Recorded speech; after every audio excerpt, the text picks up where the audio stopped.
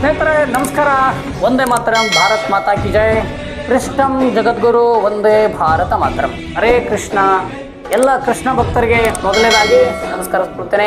ಕೃಷ್ಣನ ಕಾಲಿಗೆ ಬಿದ್ದು ನಾನು ಕೂಡ ಕೃಷ್ಣನ ಭಗವದ್ಗೀತೆಯನ್ನ ತಿಳಿತಾ ಇದ್ದೀನಿ.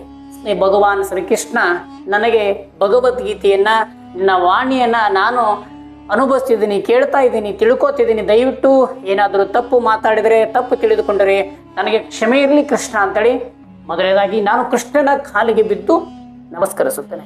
ಬನ್ನಿ, ಇವತ್ತಿನ ಭಗವದ್ಗೀತೆ ಅಂದ್ರೆ ಏನು, ಭಗವದ್ಗೀತೆ ಯಾಕೆ ಓದಬೇಕು, ಯಾರೆಲ್ಲ ಭಗವದ್ಗೀತೆ ಓದಬೇಕು ಅನ್ನೋದ್ರ ಬಗ್ಗೆ ಇವತ್ತು ನಾನು ಕೃಷ್ಣನ ಕೃಪೆಯಿಂದ ನಿಮಗೆ ತಿಳಿಸ್ತಾ ಇದ್ದೀನಿ. ನೋಡಿ, ಭಗವದ್ಗೀತೆಯಲ್ಲಿ ಮೊದಲನೇದಾಗಿ ಏನು ಬರುತ್ತೆ, ಭಗವದ್ಗೀತೆಯಲ್ಲಿ ಯಾರು ಓದಬೇಕು ಅನ್ನೋದು introductions very very very important.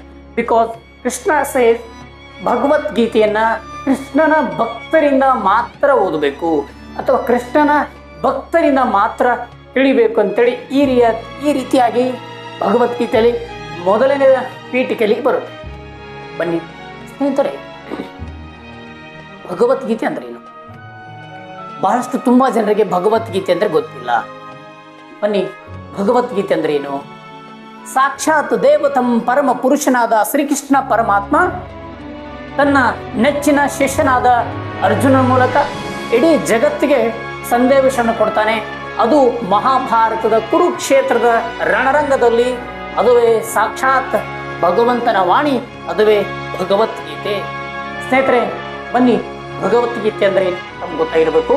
ನೋಡಿ, ಒಂದು ರಣರಂಗ ಇದೆ, ಕುರುಕ್ಷೇತ್ರ ಯುದ್ಧ ನಡೀತಾ ಇದೆ. ಇಂಥ ಯುದ್ಧದ ಸಂದರ್ಭದಲ್ಲಿ ಅರ್ಜುನಾದಂಥ ನಾನು ಇಲ್ಲಿ ಅರ್ಜುನ, ನನ್ನ ಮುಂದ್ಗಡೆ ಕೃಷ್ಣ ಇದ್ದಾರೆ. ಕೃಷ್ಣನ ಕಾಲಿಗೆ ಬಿದ್ದು ನಾನು ಗೋಗೋರ್ದು ಅಳ್ತಾ ಇರ್ತೀನಿ. ಕೃಷ್ಣ, ನನಗೆ ಏನೂ ತಿಳಿತಾ ಇಲ್ಲ. ನನ್ನ ಮುಂದ್ಗಡೆ ಚಿಕ್ಕಪ್ಪ, ದೊಡ್ಡಪ್ಪ, ನನ್ನ ಅಣ್ಣತಮ್ಮರಿದ್ದಾರೆ. ಅವರು ನನ್ನ ಮುಂದ್ಗಡೆ ನನ್ನ ಇಡೀ ಫ್ಯಾಮ್ಲಿ ಇದೆ. ಈ ಫ್ಯಾಮ್ಲಿನ, ಈ ಕುಟುಂಬವನ್ನ ಕೊಲೆ ಮಾಡಿ ಬದುಕುವುದಕ್ಕಿಂತ ಮುಂಚೆ ನಾನು ಯುದ್ಧದ ರಣರಂಗದಿಂದ ನಾನು ಪಲಾಯನ ಮಾಡ್ತೀನಿ. ಹೇ ಮೂರ್ಖ ಅರ್ಜುನ, ಒಂದು ಹೆಣ್ಣನ್ನು ಅಪಮಾನ ಮಾಡಿದಂಥ ಧರ್ಮದ್ರೋಹಿಗಳನ್ನು ಬಿಡ್ತೀಯ? ಒಂದು ಹೆಣ್ಣನ್ನ ಅಪಮಾನ ಮಾಡಿದಂಥವ್ರನ್ನ ಸುಮ್ಮನೆ ಬಿಡ್ತೀಯ ನೀನು ಅರ್ಜುನ? ನೀನು ಮುಂದಿನ ಯುಗದಲ್ಲಿ ನೂರಾರು ವರ್ಷಗಳ ಮುಂದಗಡೆ ಬರುವಂಥ ಯುವ ಪೀಳಿಗೆಗೆ ನೀನು ಒಂದು ವಿಚಾರದಲ್ಲಿ ನಪುಸಂಕನ ರೀತಿಯಲ್ಲಿ ಕಾಣ್ತೀಯ ಅರ್ಜುನ. ನೀನು ಯುದ್ಧ ಮಾಡಲೇಬೇಕು. ಅವ್ರು ಯಾರೇ ಇರಲಿ, ಸ್ವತಃ ನಿನ್ನ ತಂದೆ ಕೂಡ ಅಧರ್ಮದಲ್ಲಿದ್ದರೆ ಅವನನ್ನು ಕೂಡ ನೀನು ಸಂಹಾರ ಮಾಡಲೇಬೇಕು. ಇದು ಧರ್ಮದ ವಾಣಿ, ಇದು ಭಗವಂತನ ವಾಣಿ ಅಂತೇಳಿ ಈ ರೀತಿಯಾಗಿ ಕೃಷ್ಣ ಅರ್ಜುನನಿಗೆ ತನ್ನ ಸಂದೇಶವನ್ನ, ತನ್ನ ಮೋಟಿವೇಶನಲ್ ಸ್ಪೀಕರ್ ಆಗಿ ಇಲ್ಲದಂತ ಕೃಷ್ಣ, ನಾನು ಇಲ್ಲಂತ ಅರ್ಜುನನೇ ಇಲ್ಲಿ ಆನಂದ್ ಅಂದ್ರೆ ಕೃಷ್ಣನ ವಾಣಿಯನ್ನು ನಾನು ತಿಳಿತಾ ಇದ್ದೀನಿ. ಆ ಮಹಾಭಾರತದ ರಣರಂಗದ ಯುದ್ಧದಲ್ಲಿ ಅರ್ಜುನ ಕೃಷ್ಣನ ಕಾಲಿಗೆ ಬಿದ್ದು ಗೋಗರ್ದಳುತ್ತಿರುವಂಥ ಸಂದರ್ಭದಲ್ಲಿ ನೀಡಿದ ಮಾತುಗಳನ್ನ, ನೀಡಿದ ವಾಣಿಯನ್ನ, ಅದುವೇ ಭಗವದ್ಗೀತೆ. ಭಗವಂತನ ಸಾಕ್ಷಾತ್ಕಾರ, ಭಗವಂತನ ಪ್ರೀತಿಯ ಸಂದೇಶವನ್ನು ಜಗತ್ತಿಗೆ ಸಾರಿದ ಗೀತೆ. ಅದು ಗೀತಾ ಪ್ರಪಂಚ ಭಗವದ್ಗೀತೆಯಾಗಿ ಮಾರ್ಪಟ್ಟಿದೆ. ಸ್ನೇಹಿತರೆ, ಇಲ್ಲಿ ನಾವು ನೋಡಬಹುದಂಥ ವಿಚಾರಗಳು ಬಹಳಷ್ಟಿದೆ. ಭಗವದ್ಗೀತೆ ಮಾನವನ ಅನುಕೂಲಕ್ಕಾಗಿ, ಮಾನವನ ಜ್ಞಾನಕ್ಕಾಗಿ, ಮಾನವನ ಪ್ರತಿಯೊಂದು ಸಂದೇಹಗಳನ್ನು ನಿವಾರಣೆ ಮಾಡುವುದಕ್ಕೋಸ್ಕರ ಈ ಪವಿತ್ರವಾದ ಮಹಾಭಾರತದ ಕುರುಕ್ಷೇತ್ರದಲ್ಲಿ ನಡೆದಂಥ ಘಟನೆ. ಇದು ಭಗವಂತನ ವಾಣಿ, ಭಗವದ್ಗೀತೆ ಯಾರೆಲ್ಲ ಓದಬೇಕು? ಭಗವದ್ಗೀತೆ ಯಾರು ಬೇಕಾದ್ರೂ ಕೂಡ ಓದ್ಬೋದು. ಭಗವದ್ಗೀತೆ ಭಗವಂತನ ಭಕ್ತನಾಗಿರಬೇಕು. ಅಂದಾಗ ಈ ಭಗವಂತನ ವಾಣಿ, ಭಗವದ್ಗೀತೆ ಅರ್ಥ ಆಗುತ್ತಂತ ಹೇಳಿ ಕೃಷ್ಣ ಈ ರೀತಿಯಾಗಿ ತನ್ನ ಮಹಾಭಾರತದ ಭಗವದ್ಗೀತೆಯಲ್ಲಿ ಈ ರೀತಿಯಾಗಿ ಪೀಠಿಕೆ ಆರಂಭವಾಗುತ್ತೆ. ನೋಡಿ, ಇಲ್ಲಿ ಅರ್ಜುನ ಏನು ಮಾಡ್ತಾ ಇರ್ತಾನೆ? ಅರ್ಜುನ ಮೊದಲನೇ ಶ್ಲೋಕದಲ್ಲಿ ಧೃತರಾಷ್ಟ್ರ ಉವಾಚ ಧರ್ಮಕ್ಷೇತ್ರೇ ಕುರುಕ್ಷೇತ್ರೇ ಸಮಾವೇತ ಯುವಸ್ತವ ಮಾಮಕ ಪಾಂಡವ ಚೈವ ಕಿಮಕುರ್ವತ ಸಂಜಯ. ಈ ರೀತಿಯಾಗಿ ಭಗವದ್ಗೀತೆಯಲ್ಲಿ ಮೊದಲನೆಯ ಅಧ್ಯಾಯದಲ್ಲಿ ಮೊದಲನೇ ಶ್ಲೋಕ, ಧೃತರಾಷ್ಟ್ರ ಉವಾಚ. ಧೃತರಾಷ್ಟ್ರ ಯಾರಿಗೆ ಕೇಳ್ತಾನೆ ಅಂದರೆ ಸಂಜಯನಿಗೆ ಕೇಳ್ತಾನೆ. ಸಂಜಯ ಯಾರು? ಸಂಜಯ ಧೃತರಾಷ್ಟ್ರನ ಅರಮನೆಯಲ್ಲಿರುವಂಥ ಸೇವಕ, ತನ್ನ ಸಹಾಯಕ ಧೃತರಾಷ್ಟ್ರ. ಈ ರೀತಿಯಾಗಿ ಯುದ್ಧದ ರಣರಂಗದ ಕುರಿತು ಸಂಜಯನಿಗೆ ಕೇಳ್ತಾನೆ. ಮೊದಲನೇ ಅಧ್ಯಾಯ ಮೊದಲನೇ ಶ್ಲೋಕ ಈ ರೀತಿಯಾಗಿ ಭಗವದ್ಗೀತೆ ಪ್ರಾರಂಭ ಆಗುತ್ತೆ. ಇಲ್ಲಿ ಅರ್ಜುನ ತನ್ನ ಸಂದೇಹಗಳನ್ನ ಈ ರೀತಿಯಾಗಿ ಕೃಷ್ಣನ ಕಾಲಿಗೆ ಬಿದ್ದು ನಮಸ್ಕಾರ ಮಾಡಿ ಗೋಗರ್ಗೆ ಅಳುವ ಸಂದರ್ಭದಲ್ಲಿ, ಹೇ ಮೂರ್ಖ ಅರ್ಜುನ, ನಾನು ಕೃಷ್ಣ, ಜಗತ್ತಿಗೆ ಸಂದೇಶವನ್ನು ನೀಡುವಂತ ಕೃಷ್ಣ, ನಾನು ನಿನ್ನ ಪಕ್ಷದಲ್ಲಿದ್ದೀನಿ. ಯುದ್ಧ ನೀನೇ ಗೆಲ್ತೀಯ. ನೀನು ವೀರಾದಿ ವೀರ ಧೀರ ಶೂರ. ನಿನ್ನ ಪರಾಕ್ರಮ ಇಡೀ ಜಗತ್ತಿಗೆ ಸಂದೇಹವನ್ನು ಈ ಭಗವದ್ಗೀತೆಯ ಮೂಲಕ ನಿನ್ನನ್ನು ನಾನು ಸೃಷ್ಟಿ ಮಾಡ್ತೀನಿ. ಈ ಭಗವದ್ಗೀತೆಯ ಮೂಲಕ ಶ್ರೇಷ್ಠವಾದ ಮಾನವನನ್ನು ನಾನು ನಿರ್ಮಾಣ ಮಾಡ್ತೀನಿ. ಅದುವೇ ಅರ್ಜುನ. ಇಲ್ಲಿ ಅರ್ಜುನ ಶ್ರೇಷ್ಠವಾದ ಮಾನವ ಅಂದರೆ ಇಲ್ಲಿ ಅರ್ಜುನ ಮತ್ತು ಕೃಷ್ಣನ ಪ್ರೀತಿಯ ಸಂಬಂಧ ಹೆಂಗಿತ್ತಂದ್ರೆ ಅತ್ಯಂತ ಗೆಳತನ. ಇಬ್ರು ಸ್ನೇಹಿತರು ಆ ರೀತಿಯಾಗಿ ಇದ್ರು. ಶಿಷ್ಯ ಒಂಥರ ವಿಚಾರದಲ್ಲಿ ಶಿಷ್ಯ. ಅರ್ಜುನ ಕೃಷ್ಣನ ಅತ್ಯಂತ ನೆಚ್ಚಿನ ಪ್ರೀತಿಯ ಶಿಷ್ಯನಾಗಿರ್ತಾನೆ ಅರ್ಜುನ. ಇಲ್ಲಿ ಕೃಷ್ಣ ಯಾಕೆ ಅರ್ಜುನನಿಗೆ ಈ ಘನಘೋರ ಯುದ್ಧದ ರಣರಂಗದಲ್ಲಿ ಯಾಕೆ ಆಯ್ದುಕೊಂಡಿದ್ದಾನೆ ಅಂದರೆ ಇಲ್ಲಿ ನಾವು ವಿಚಾರ ಮಾಡಬಹುದು. ಇಲ್ಲಿ ಕೃಷ್ಣ ಬಹಳ ತಂತ್ರಗಾರಿಕೆಯನ್ನು ಹೂಡ್ತಾ ಇರುವಂಥ, ಅಂದರೆ ಧರ್ಮಕ್ಕಾಗಿ ತಂತ್ರಗಾರಿಕೆ ಹೂಡಿರುವಂಥ ಇಲ್ಲಿ ಕೃಷ್ಣ ನೋಡ್ಬೋದು. ಮುಂದೆ ಧರ್ಮ ಅಧರ್ಮ ನಡೀತಾ ಇದೆ, ಯುದ್ಧ ನಡೀತಾ ಇದೆ.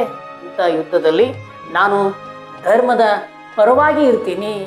ಧರ್ಮೋ ರಕ್ಷಿತಿ ರಕ್ಷಿತ ಯದಾ ಯದಾ ಹಿ ಧರ್ಮಸ್ಯ ಗ್ಲಾನಿರ್ಭವತಿ ಭಾರತ ಅಬುತ್ಥಾನಂ ಧರ್ಮಸ್ಯ ತದಾತ್ಮನಂ ಸೃಜಾಮಿ ಪರಿತ್ರಾಣಯ ಸಾಧೂನಾಂ ವಿನಾಶಾಯ ಚ ದುಷ್ಕೃತಾಂ. ಯಾವಾಗ ಧರ್ಮದ್ರೋಹಿಗಳು ಹುಟ್ಟುತ್ತಾರೆ, ಧರ್ಮಕ್ಕೆ ಅವನತಿ ಬರುತ್ತೆ, ಇಂಥ ಸಂದರ್ಭದಲ್ಲಿ ನಾನು ಸನಾತನ ಧರ್ಮ ಅಂದರೆ ಇಲ್ಲಿ ಸನಾತನ ಧರ್ಮ ಅಂದರೆ ಶ್ರೇಷ್ಠವಾದ ಮಾರ್ಗ, ಅಂದರೆ ಧರ್ಮನೇ ಒಂದು ದೊಡ್ಡ ಮಾರ್ಗ. ಇಂಥ ಶ್ರೇಷ್ಠವಾದಂಥ ಧರ್ಮವನ್ನ, ನ್ಯಾಯ ನೀತಿಯನ್ನ ಎತ್ತಿ ಹಿಡಿತೀನಿ ಅಂತ ಹೇಳಿದ್ದು ಇಲ್ಲಿ ಕೃಷ್ಣ. ಹೀಗೆ ಭಗವದ್ಗೀತೆ ಅತ್ಯಂತ ಮಹತ್ವವಾಗಿ ಪ್ರಾರಂಭವಾಗುತ್ತೆ. ನನಗೆ ಏನೂ ಬರಲ್ಲ, ನನ್ನಿಂದ ಏನೂ ಆಗಲ್ಲ ಕೃಷ್ಣ, ದಯವಿಟ್ಟು ನನಗೆ ಈ ಘನಘೋರ ಯುದ್ಧದಿಂದ ನನಗೆ ಮುಕ್ತಿ ನೀಡು. ಯುದ್ಧದಿಂದ ನಾನು ಹೋಗ್ತೀನಿ, ನನಗೆ ಯುದ್ಧ ಬೇಡ, ನನಗೆ ಯುದ್ಧನೇ ಬೇಡ ಅರ್ಜುನ ಕೃಷ್ಣ, ದಯವಿಟ್ಟು ನನಗೆ ಮುಕ್ತಿ ನೀಡು. ನನ್ನ ಮುಂದ್ಗಡೆ ಇರುವಂಥವ್ರು, ನನ್ನ ಚಿಕ್ಕಪ್ಪ ಇದ್ದಾರೆ, ನನ್ನ ಕಾಕ ಇದ್ದಾರೆ, ನನ್ನ ದೊಡ್ಡಪ್ಪ ಇದ್ದಾರೆ, ಇವರನ್ನು ಕೊಲೆ ಮಾಡಿ ನನಗೆ ಸಂಬಂಧ ಶ್ರೇಷ್ಠ ಕೃಷ್ಣ, ದಯವಿಟ್ಟು ನನಗೆ ಯುದ್ಧ ನನಗೆ ಬೇಡ. ನಾನು ಎಲ್ಲಾದರೂ ಭಿಕ್ಷೆ ಬೀಡಿಯಾದರೂ ಕೂಡ ನಾನು ಈ ಜೀವನವನ್ನು ಸಾಗಣೆ ಮಾಡ್ತೀನಿ. ಆದರೆ ನನಗೆ ಎಲ್ಲ ಕುಟುಂಬದವರನ್ನು ಸಂಹಾರ ಮಾಡಿ, ಕೊಲೆ ಮಾಡಿ, ಯುದ್ಧ ಮಾಡುವಂಥ ಸಂದಿಗ್ಧ ಪರಿಸ್ಥಿತಿ ನನಗೆ ಇಲ್ಲ. ಅದಕ್ಕೆ ದಯವಿಟ್ಟು ಕೃಷ್ಣ ನನಗೆ ಯುದ್ಧದಿಂದ ಮುಕ್ತಿ ನೀಡು ಅಂದಾಗ ಕೃಷ್ಣ ತನ್ನ ಮಾತುಗಳನ್ನು, ಇಲ್ಲಿ ಭಗವದ್ಗೀತೆ ಅಂದರೆ ಯಾರೋ ಹೇಳಿದ್ದು ಭಗವದ್ಗೀತೆ, ಯಾರೋ ಬರೆದಿದ್ದು ಭಗವದ್ಗೀತೆ ಅಲ್ಲ. ಇದು ದೇವತಂ ಪರಮ ಪುರುಷನಾದಂಥ ಸಾಕ್ಷಾತ್ ಶ್ರೀಕೃಷ್ಣ ಪರಮಾತ್ಮ. ನೋಡಿ, ಕುರುಕ್ಷೇತ್ರ ಯುದ್ಧ ನಡೀತಾ ಇದೆ. ಇಂಥ ರಣರಂಗದ ಯುದ್ಧದ ಭೂಮಿಯಲ್ಲಿ ಒಂದು ಕಡೆ ಪಾಂಡವರು, ಒಂದು ಕಡೆ ಕೌರವರು ಯುದ್ಧದಲ್ಲಿ ತೊಡಗಿದ್ದಾರೆ. ಇನ್ನೇನು ಕೆಲವೇ ಕ್ಷಣಗಳಲ್ಲಿ ಯುದ್ಧ ಪ್ರಾರಂಭ ಆಗಬೇಕು.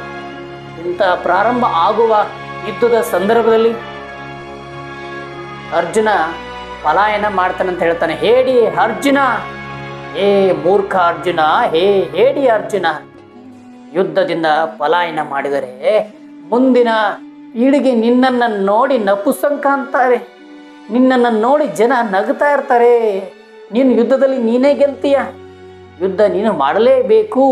ಯಾಕಂದರೆ ಧರ್ಮೀಯರನ್ನು ನೀನು ನುಚ್ಚು ನೂರು ಮಾಡಬೇಕು, ಅವರನ್ನ ಸಂಹಾರ ಮಾಡಬೇಕು. ಇದು ಶಕ್ತಿ ನಿನ್ಬಲ್ಲಿದೆ, ನಿನ್ನಿಂದ ಮಾತ್ರ ಸಾಧ್ಯ ಅರ್ಜುನ. ತಗೋ ಬಾಣ, ಬಿಡು ಬಾಣ ಅಂತೇಳಿ ಕೃಷ್ಣ ಪರಮಾತ್ಮ ಈ ರೀತಿಯಾಗಿ ಅರ್ಜುನನಿಗೆ ತನ್ನ ಸಂದೇಹಗಳನ್ನ, ಮೋಟಿವೇಶನ್ಗಳನ್ನ, ಇಲ್ಲಿಗೂ ಮೋಟಿವೇಶನ್ ಸ್ಪೀಕರ್, ಜಗತ್ತಿನ ಮೋಟಿವೇಶನಲ್ ಸ್ಪೀಕರ್ ಯಾರದಿದ್ರೆ ಅದು ನಮ್ಮ ನೆಚ್ಚಿನ ಕೃಷ್ಣ ಪರಮಾತ್ಮ. ಇವರು ಮೋಟಿವೇಶನಲ್ ಸ್ಪೀಕರ್. ಭಾರತದ ಮೊದಲ ವಿಶ್ವದ ಅತ್ಯಂತ ಮೋಟಿವೇಶನಲ್ ಸ್ಪೀಕರ್ ಯಾರಂದ್ರೆ ಅದು ಕೃಷ್ಣ ಪರಮಾತ್ಮ. ಇವರು ನಿಜವಾದ ಮೋಟಿವೇಶನ್ ಸ್ಪೀಕರ್. ಇವರು ಧರ್ಮದ ಮಾರ್ಗವನ್ನ ತಿಳಿಸಿದಂತೊಬ್ಬ ಮಹಾನ್ ದೇವತಂ ಪರಮ ಪುರುಷನಾದ ಕೃಷ್ಣ ಪರಮಾತ್ಮ. ಹೀಗೆ ಭಗವದ್ಗೀತೆ ಪ್ರಾರಂಭ ಆಗುತ್ತೆ. ಸ್ನೇಹಿತರೆ, ಭಗವದ್ಗೀತೆ ಶಾರ್ಟ್ ಆಗಿ ನಿಮಗೆ ಹೇಳ್ಬೇಕಂದ್ರೆ, ಮಹಾಭಾರತದ ಕುರುಕ್ಷೇತ್ರ ಯುದ್ಧದ ರಣರಂಗದ ಭೂಮಿಯಲ್ಲಿ ನನ್ನಿಂದ ಏನೂ ಸಾಧ್ಯವಿಲ್ಲ ಕೃಷ್ಣ. ದಯವಿಟ್ಟು ಬಿಟ್ಟು ಹೋಗ್ತೀನಿ, ಯುದ್ಧದ ರಣರಂಗದಿಂದ ನಾನು ಆಚೆ ಹೋಗ್ಬಿಡ್ತೀನಿ, ನನಗೆ ಯುದ್ಧ ಬೇಡ ಅನ್ನುವ ಸಂದರ್ಭದಲ್ಲಿ ಕೃಷ್ಣನ ಮಾತುಗಳು ಅರ್ಜುನ ನೇರವಾಗಿ ಯುದ್ಧದ ರಣರಂಗದ ಭೂಮಿಯಲ್ಲಿ ಅರ್ಜುನನಿಗೆ ಪ್ರತಿಯೊಂದು ಮಾತುಗಳು ಸಂದೇಹದ ಸ್ಥಿತಿಯಲ್ಲಿರುವಂಥ ಅರ್ಜುನನಿಗೆ ಈ ರೀತಿಯಾಗಿ ಮೋಟಿವೇಶನ್ ನೀಡಿದಂಥ ಕೃಷ್ಣ